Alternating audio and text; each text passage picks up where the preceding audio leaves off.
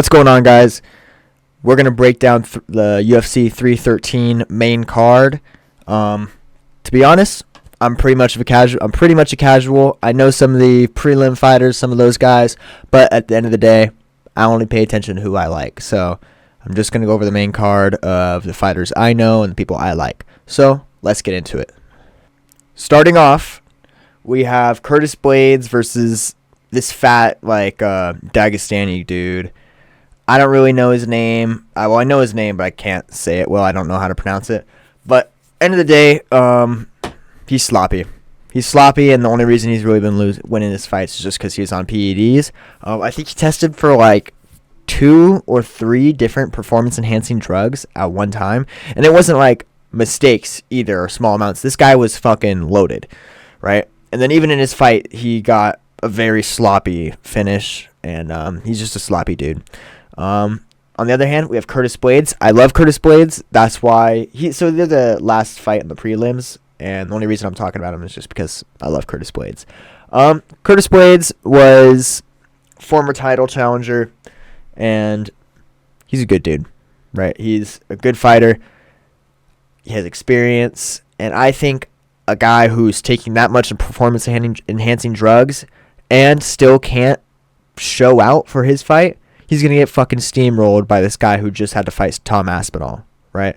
He'd get knocked out by Tom Aspinall, but still, I think with maybe not high certainty, but I see Curtis Blades winning. I'm 100% certain Curtis Blades wins, but I'm uncertain on how he wins. I think in my head, though, that he gets a finish. I can see them lined up, and it is a 3-round fight, but I can see them standing across from each other. Fat boy over there probably isn't doing too good because he's probably off the steroids, and I think Blades flatlines him. Like, that's just what I see in my head. Blades just flatlines him. And I don't think this guy's going to be able to get his takedowns like he usually does, because even that looks fucking sloppy. Moving on. We have Mauricio Rufy, or Huffy. I've heard people say different versions. Versus Bobby Green. I'm not calling him King. Queen Green. I like Bobby Green. Let's get that clear. Sometimes I don't like him, but for the most part, I think he's entertaining. I think he's a good fighter, and I think he belongs in the UFC 100% of a doubt. Right? This Huffy guy, I know he's a fighting nerd, and I saw his few of his last fights clips, not the entire thing, so I'm going to be completely honest with you, but he does have a really good training camp. He did get a pretty solid finish on I'm forgetting his name, but some other dude, and then he also fought some chubby Mexican at UFC Noche at the Spear. I think that's when they did it, but he fought like a chubby Mexican, right? Bobby Green just got submitted by Paddy Pimblett, and the only reason I'm thinking that Huffy might win this fight is just because Bobby Green in the Embedded series was like, oh, just another day, only thing that changed is the date, right? And when I'm thinking about that, I don't think he's doing his fight camp research. I don't think he's doing much. Just when I hear that, it doesn't give me confidence in Bobby Green, right? But I think it's going to be scrappy. I think Bobby Green is definitely going to give him a little bit of a fraud check, if anything. I don't think Bobby Green goes out there and gets flatlined like he did against Jalen Turner. I do think Huffy wins, but it's not going to look amazing, right? I can see unanimous decision for sure, but there's going to be parts where you're like, damn, I thought this guy's supposed to be a fighting nerd, you know? Moving on.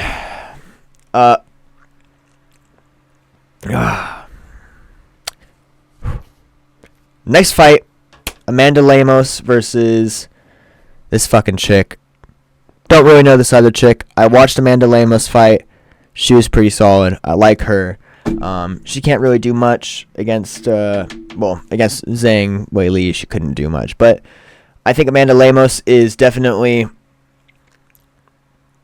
more technical when I watch her, and I think she's definitely going to be able to pull it off more.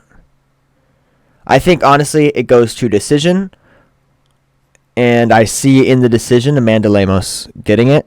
But I'm a casual. I don't watch much women's MMA. I've only ever seen her fight once. I've only ever seen Amanda fight once. So this one's honestly a toss-up for me. So I'm going to skip this one over. I'm not going to give my official pick. But in my mind, I'm thinking that Amanda Lemos is going to win.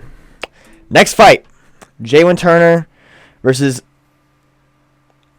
Oh, my God. I'm not even going to try to say this guy's fucking name. I don't know him. I like Jalen Turner. He's got a heavy boxing style. He lost to Renato Moicano, and he was winning that fight. And to where, honestly, I think Jalen Turner's a dog. I think he trains hard. I think he did beat Moicano, but he got cocky, and I don't think he's going to have that kind of attitude. I think he got afraid after he fucking almost killed King Green over here. And that's why he tried getting that walk-off finish against Moicano, but he's not doing that again. If he drops this guy, I see him finishing him, and Jalen Turner always drops the person. So, Jalen Turner, knockout, second round. Okay. This one is... So this is Justin Gaethje versus Rafael Fiziev. Fiziev. I always say Fiziev, but I know it's Fiziev.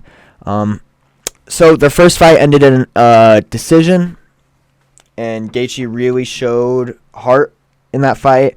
To me, it was a little bit close, but it was a unanimous decision, if I remember. But personally, I see Justin Gaethje winning just because he's been more active, and he did get flatlined at 300, but he's took time off. He's took 13 cards off, 13 numbered UFC cards off. So he's had time to rest up and really get back into the picture. I don't think Fiziev will be able to solve Justin Gaethje. I think it does go to decision.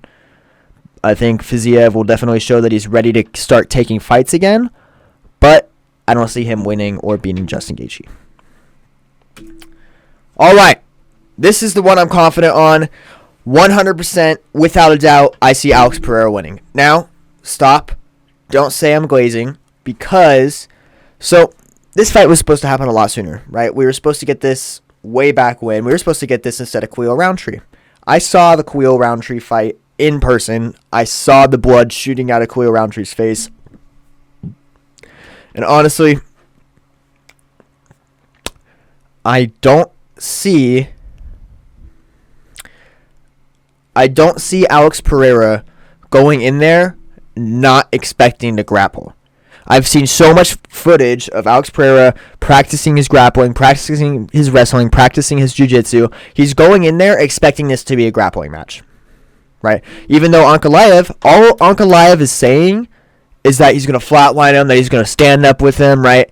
And I think, honestly, Ankalaev's smart enough to use this as a mind game. I think this is a mind game for Ankalaev. I think that Ankalaev might go in there and then try striking with him just to give the impression that he is really in there to strike, which he's not. He's going to start diving for the dick. As soon as he gets in there, he's going to be diving at his crotch, just trying to sniff it, right?